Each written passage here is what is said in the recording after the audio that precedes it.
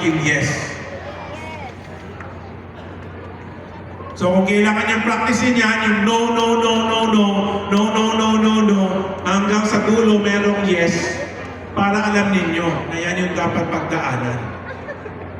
Mahirap pero nakakayaman. Yan si Ivor. Ang ibig sabihin ng no, This next opportunity. kahit isang daang hindi, busted at rejection, kung hindi ka titigil, makukuha mo din ang iyong inaasam. Okay, thank you, have a seat.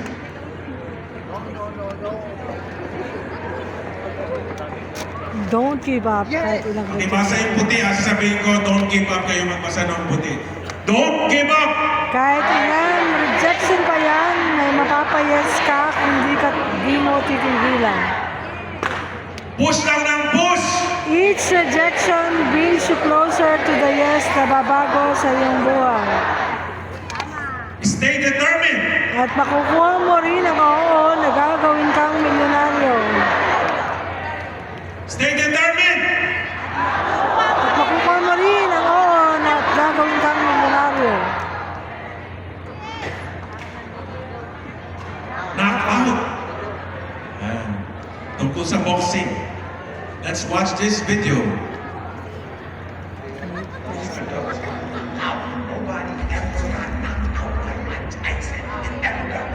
It was almost a 10 count. My few started at 4, 3, 2, 1. Saved by Bell. He rose to his corner. The whole row was like that. That's it.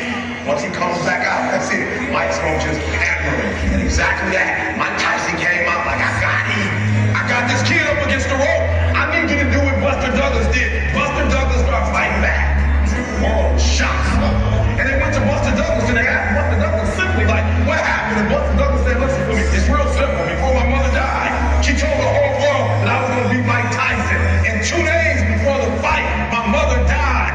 He had a decision to make. When his mother died, he could die with his mother, or he made a decision, I can wake up and I can live for mom. And he knocked Mike Tyson out.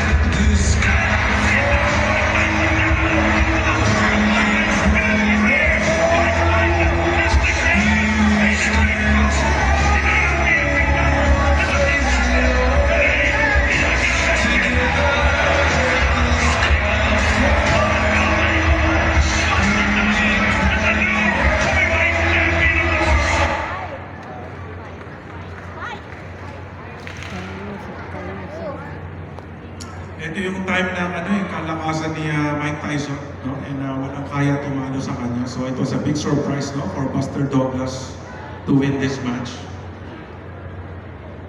Pakibasa nga. Hindi pa tapos ang boxing. Hindi mo tatanggapin na ikaw ay losing. Kung ikaw ang negosyo ay laban, huwag kang matras. Pagsabayan. Kahit anong hirap ang pinagdadaanan, kung di mo ito susukuan, lahat ay kayang pagtagumpayan.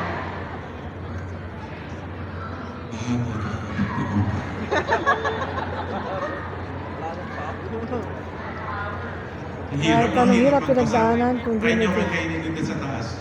lahat ay kayang Alam niyo yung story ni Buster Douglas? Nakita ba sa video? Sinabi ba? Yes. Sabi, di ba? Yung nanay niya 2 days before namatay. Hmm. Pag sa Pilipinas yan, wala cancel ang boxing. Kasi yung bumangkan, magbabantay sa sa lamay. Tama? Sa kanya hindi. Pinagsigawan na daw nung nanay niya sa mundo na ang anak ko yung champion. Kaya bumangon siya. Bumaksak na, bumangon pa eh. Nagulat yung buong mundo. Kasi may pinaglalaban siya. Yung sinigaw ng nanay niya. Ano ba sinigaw ng mga nanay niyo na maghihirap kayo? No.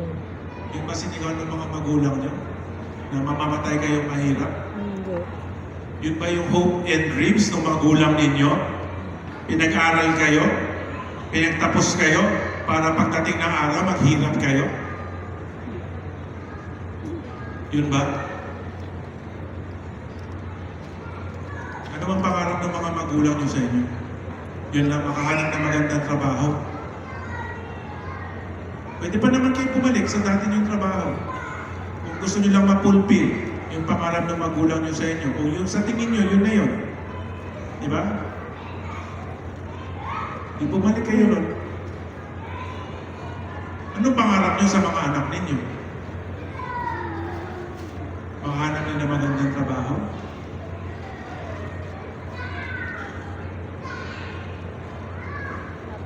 Kung gusto niyo maging champion sa buhay,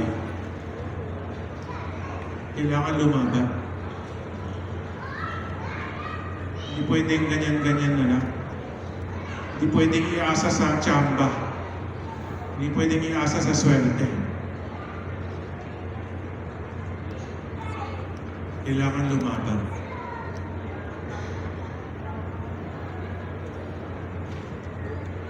I think this last two video or last two video. Can you watch this together? I don't care if you have to inch your way day by day. Even if you have to get there. And it hurts. And it's hard. And nobody can see what you're really going through. If you don't quit, the pit will become your platform. I'm telling somebody right now, your lowest moment will be the place of your greatest testimony.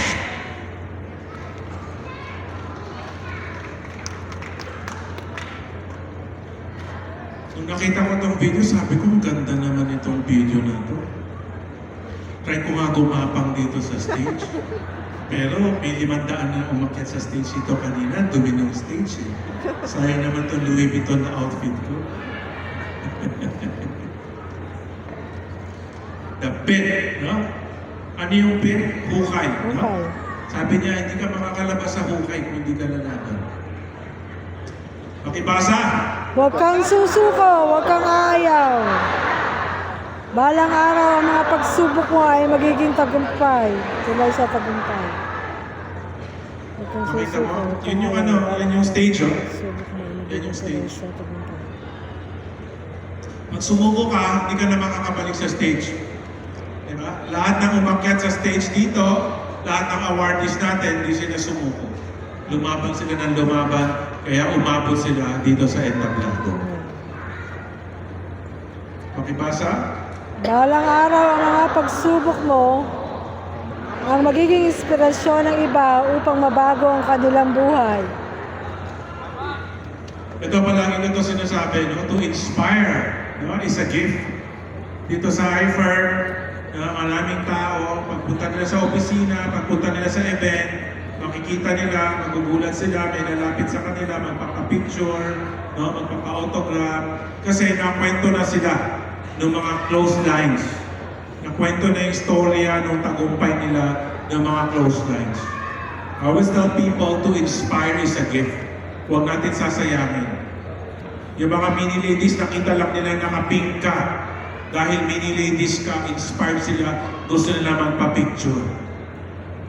Pero kung hindi mo ginagawa ang trabaho mo, whether mini ladies ka, Mercedes Club, Luxury Car Club, Presidential Director, $1 Million Club, siyempre dadating ang araw, masisira ang paghanga nila.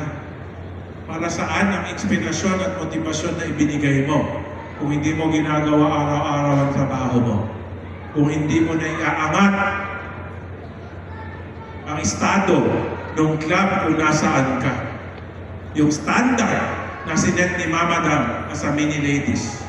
Yung standard ng Mercedes Club, yung Luxury Car Club, ng mga Presidential Director, na ang daming nangangarap na makaabot doon sa rango na yan.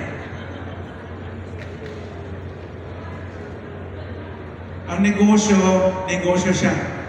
Kailangan araw-araw tinatrabaho. Kailangan araw-araw ginagawa. Kung ang mga bilyonaryo, araw-araw nagnenegosyo pa rin, anong karapatan mo para tumigil?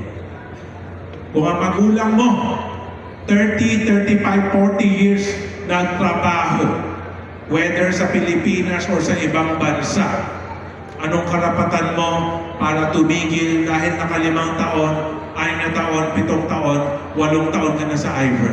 Anong karapatan mo para tumigil kung ako by January 2025, 20 years ko na ginagawa ito pagiging president at CEO? Let's watch this video. I think this is the last one.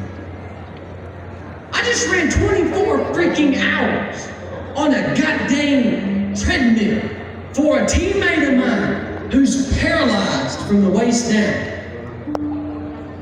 And while I was running for 24 hours, I had a piece of tape on my treadmill that nobody else could see. You know what was written on that paper?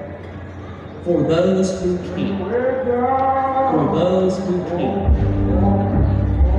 You don't understand how much privilege you have to be able to get up and walk to the freaking refrigerator. You don't understand. You're taking so much of your life and your ability for granted, and you're wasting it. You're flushing it down the toilet every single day.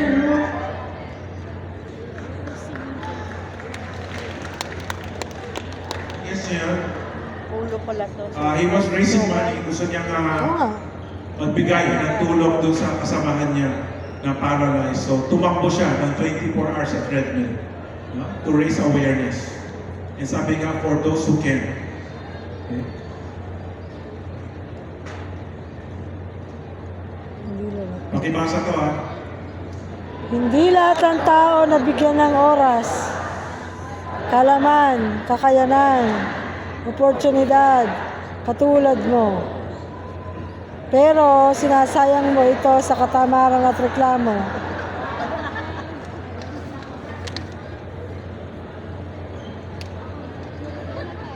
Meron ba? May tinamaan ba dito?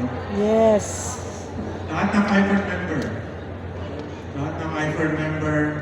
No, lalo na habang tumataas ang rango mo, di na mabilang ang oras, kaalaman, kakayanan, oportunidad na binigay namin sa inyo.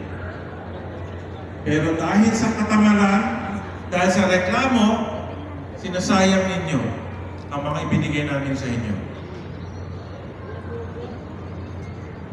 Ikaw na nabiyayaan ng mga bagay na ito, don't take this for granted.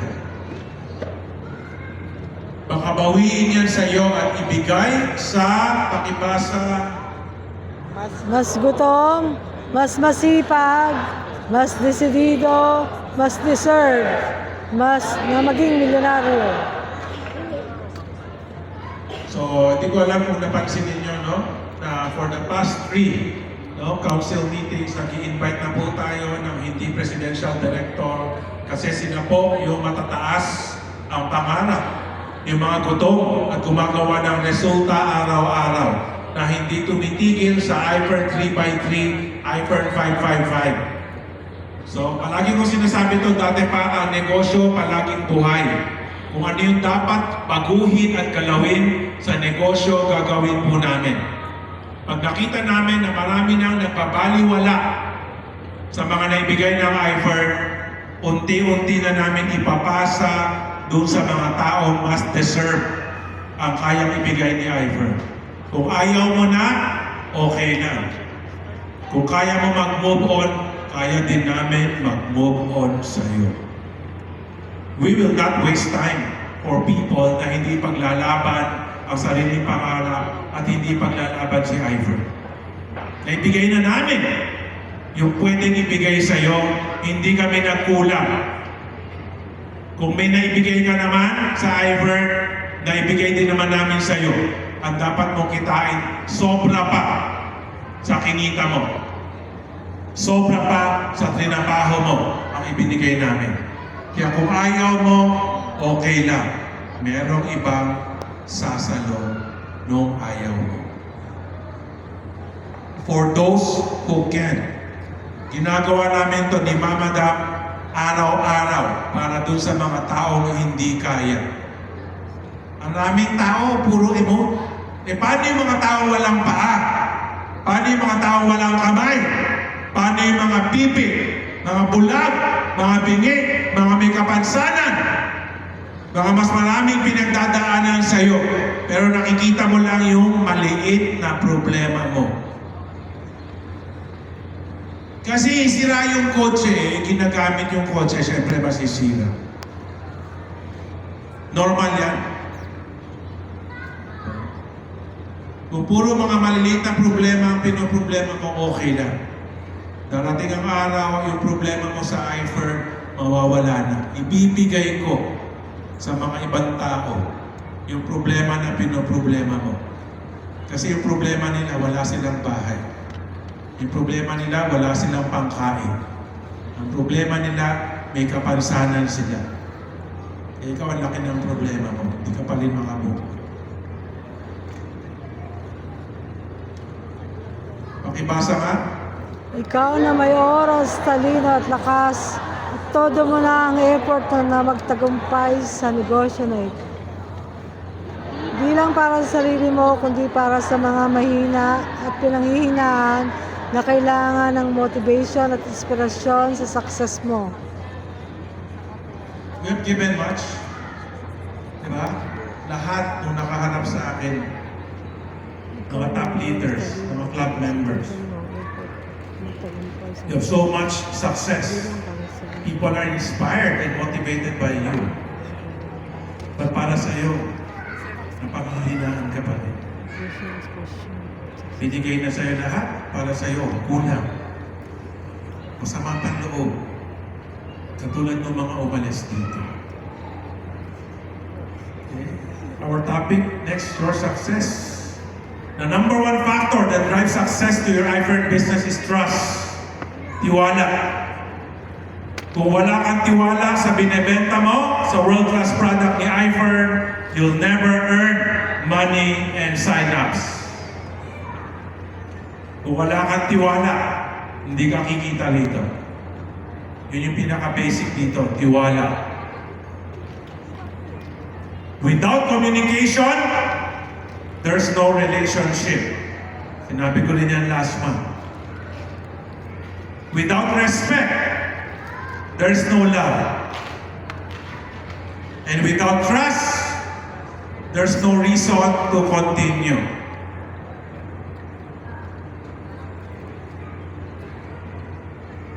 Namin niyo yan. Without communication, there's no relationship.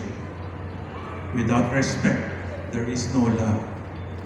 And without trust, there's no reason to continue. Kung wala kang tiwala sa iFern, the door is open.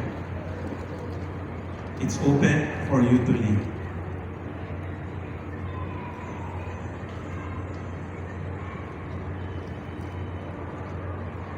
Kung wala ka ng tiwala, pwede ka nang umalis. Ako pa maghahatid sa'yo, palabas. Ang kailangan namin dito sa iFern, yung may tiwala. Yung lalaban. Yung ipaglalaban. Hindi lang yung pangarap nila, pero ipaglalaban din lahat ng kung ano si iFern.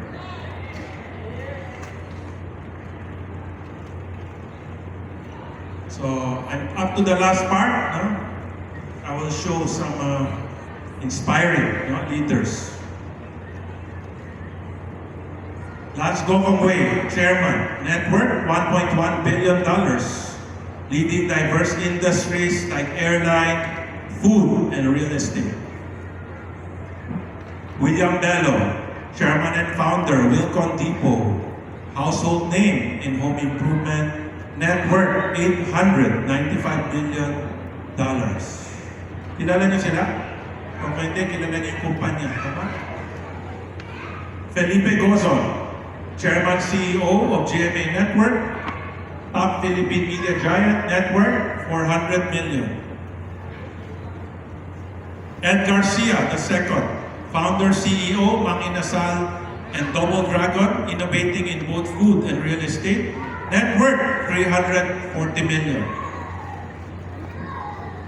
Vic Del Rosario, founder CEO, Viva Entertainment, leader in Filipino entertainment and talent management, net worth $50 million. Wow!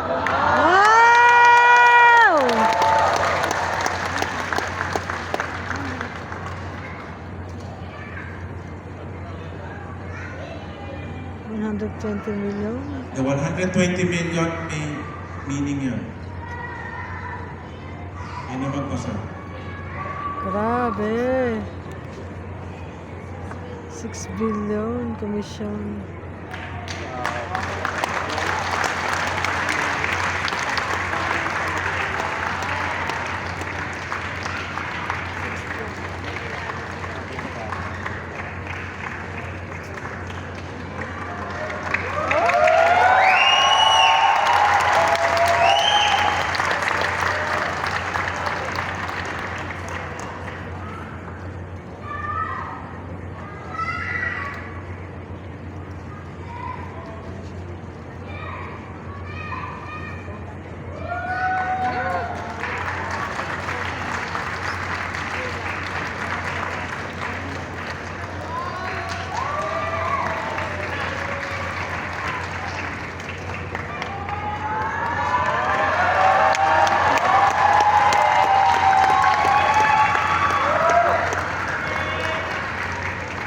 Bago na naman. The book. So, this book will be out this month.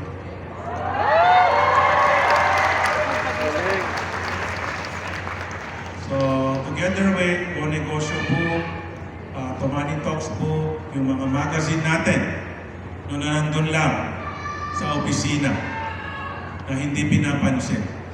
Samantalang blockbuster sila sa Abu Dhabi at sa Dubai. Yung mga kausap ako isang grupo kanina, sabi ko, meron kayong dala nitong mga iFern magazines? Sabi niya, sir, Go Negosyo Book lang. Sabi niya isang, ay, Tomani Talks lang. Sabi niya isa, sir, meron ako ng magazine, pero may autograph ninyo kaya nakadisplay lang sa bahay. Sabi ko, every time na meron kang rejection at hindi mo dala yung libro na pwedeng makatulong sa pag-closing mo, na kulang ka. Paubos na yung mga magazine dun sa opisina. So dun sa mga hindi araw-araw nakakapag-pay in, alam niyo yung money energy transfer? Meron din yan, yung magazine, mga libro na meron si iFern, meron din energy na kaya yung i-transfer. Ang Pinoy kasi, to see is to believe. Wala kang bit-bit, kaya hindi sila bumili. Kung gusto mo ipakita sa cellphone, iba ang cellphone. Walang energy na natatransfer versus doon sa libro na hawak mo. Ewan ko, may dala ba tayong mga libro dyan sa labas? Mga magazine? Meron? Yung hindi nila pinapansin. Okay. Lahat ng bala binigay namin sa inyo. Ito, meron na naman bagong lalabas na bala. Hindi ako nagpagawa nito. Di ba mukhang mas matataas kesa sa akin yung kasama ko dito sa libro na to. Pero tayo lang ang galing sa networking.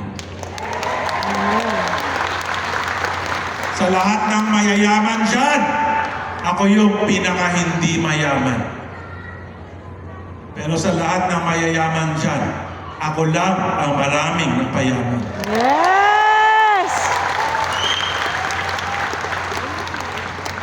So when this book comes out, I don't know, people will, basta naman bago bibili. Pero mabigat, pag may latag, hindi bitbit. Pero pagka walang PE, nagkakamot ng ulo. To see is to believe. Meron kang pwedeng ipakita, hindi mo bitbit kasi tamad ka. Kasi mabigat. May kotse ka, di ba? So lahat ng bala, ibinigay namin sa inyo. Ngayon, meron na tayong 2 building. Yung Wednesday, mini Wednesday, palaging puno. Monday, I committed to be there every Monday. Friday, I committed to be there every Friday. Meron tayo money energy transfer. Alam mo, hindi kami nag-check ng attendance, hindi namin kailangan na nandun kayo palagi. Pero kung wala kayong latag, wala kayong kausap, nandun lang kayo sa bahay, dapat nag-opisina na lang kayo. Kasi nung empleyado kayo, araw-araw pumapasok kayo para sa kararampot na sahod. No mga maliliit ninyong negosyo na maliit yung kita, araw-araw kailangan magbukas ng tindahan. Dito sa iFern, walang babayaran, pamasahe lang. Oras lang, gasolina lang. Ang layo ng office. Galing pa kaming south, galing pa kaming north. Di ba hamak na mas malayo ang Hong Kong? Di ba hamak na mas malayo ang Saudi Arabia? Di ba hamak na mas malayo ang Milan, ang USA, ang Hong Kong? Napakasimple ng negosyo ninyo. Kailangan lang sumunod. Kailangan lang gamitin lahat ng meron na inihanda para sa inyo araw-araw. Kailangan lang magsipag. Kung hindi nyo kaya ibigay, huwag kayo mag-alala. Marami na nag-a-apply na papalit sa pwesto ninyo. At buwan-buwan, nakikita ko yung mga bagong mukha na umaakyat dito sa entablado, pataas ng pataas ang ranggo, habang ang mga nagbabaliwala sa nakuha nila sa iFern, pababa ng pababa ang numero nila.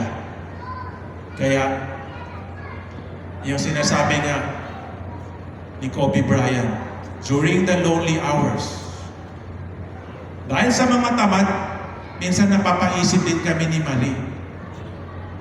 Nagtatanong ako kay Madam, kami ba ang may depresya? iFern ba ang may depresya? Pero salamat Lord, at pinapakita mo sa amin yung mga bagong lumalaban para tapikin kami sa likod at sabihin, Tomani, tama yung ginagawa mo. Ituloy mo lang. Sila yung may depresya. Sila yung hindi lumalaban. Hayaan mo sila. Magbibigay ako ng mga bagong gutom, mga bagong may pangarap, mga bagong masunurin, mga bagong magmamahal kung anong meron sa iFern. Ibibigay ko sila sa iyo. So, thank you Lord sa lahat ng mga tamad. Ginising mo kami. Thank you Lord sa lahat ng mga masisipag. Tutuloy kaming lalaban para sa iyo.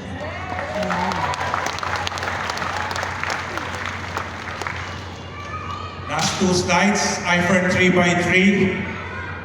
Very basic. Kung kakalimutan nyo lahat ng ipinakita ko, iFern 3x3, 3 schedule a day, 3 latag a day, 3 result a day. Bago pumasok ang bukas, dapat may 3 ka ng schedule. Kung may nag-cancel sa schedule, palitan mo. Maghanap ka ng ibang malalatagan. Yung 3 kausap mo, walang nagbayad, maghanap ka ng 3 resulta. Sa tulong nitong 3 ng 3x3 or 3x3, dapat meron kang 3 resulta. Hindi palalagpasin ang araw na walang 3 resulta. Kung nalagpasan mo ang 3x3, punta ka doon sa 5-5-5. 5 schedule, 5 latag, 5 result. Pag sinabi mong hindi kaya, hindi mo lang kaya. Kasi maraming nakakagawa sa iFern. Meron akong pruweba, araw-araw, nagre-report sila sa akin, pinapakita nila sa akin yung 5 latag, 5 schedule, 5 resulta nila. Pag sinabi mong hindi kaya, hindi mo lang kaya dahil tamad ka. Lahat ng masipag sa iFern, kayang gawin to. Meron pa nagre-report sa akin ng 6 at 7 sa isang araw. Finally,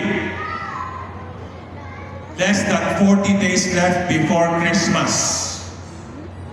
Huwag mo na naman pararatingin ang isang Christmas na wala kang ihanda sa Noche Buena na ang aginaldo mo sa mga anak mo. Excuses at pasensya at pagsisinungaling. Walang dapat magkaroon ng hindi maligayang Pasko dito sa iFern. Kayang-kaya kitain ang kailangan na halaga para sa Noche Buena, para sa aginaldo ng buong pamilya kung tatrabahuin araw-araw. Ang kap mo, ang ibig sabihin, kumusta ang Christmas mo? Kung ngayon mo lang ito narinig, mamaya magtanong ka sa upline mo kung paano computein ang dapat mong gawin, ang dapat mong resulta araw-araw para maganda ang Christmas mo. So everybody please stand up. Tomorrow we have a blitz marketing.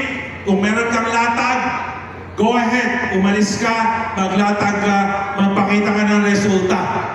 Kung wala kang schedule, pumunta ka bukas. For the first time, we will have the blitz marketing with the IFER top 3 experts in the blitz.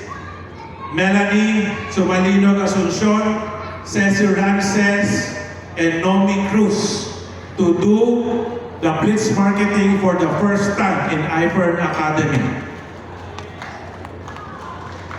Kung meron kang latag, gawin mo. Kung wala kang latag, magkita-kita tayo bukas sa opisina, mag-imbita ka ng downline mo, mag-imbita ka ng prospect mo. Kung ang paraan mo mag-invite is mag-send ng poster sa chat group, mag-post sa FB, panis na yan! Kung ako nga, sinisinzone nyo nga ako sa chat group at sinisinzone nyo nga ang Facebook post ko, paano pa kung kayo? Tawagan nyo yung mga partners at prospects na gusto nyo maimbitahan. I personally committed na paramihin yung tao sa office. Na papuntahin ang mga gustong yumaman doon sa opisina. Dalawa ang building. Building A, Building B. Doon pa lang, pay-in na. Walang networking company na may Building A at Building B. IFER lang. Walang presidente na araw-araw nakikita sa opisina. IFER lang. Walang mga leaders na araw-araw nakikita sa opisina. Walang networking company na kayang pumuno ng parking tapatan sa kalye.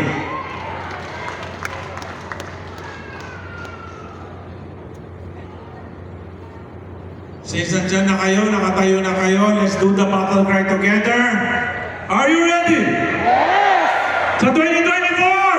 Mas malaki, mas malakas, mas mayaman sa 2024. In 2024!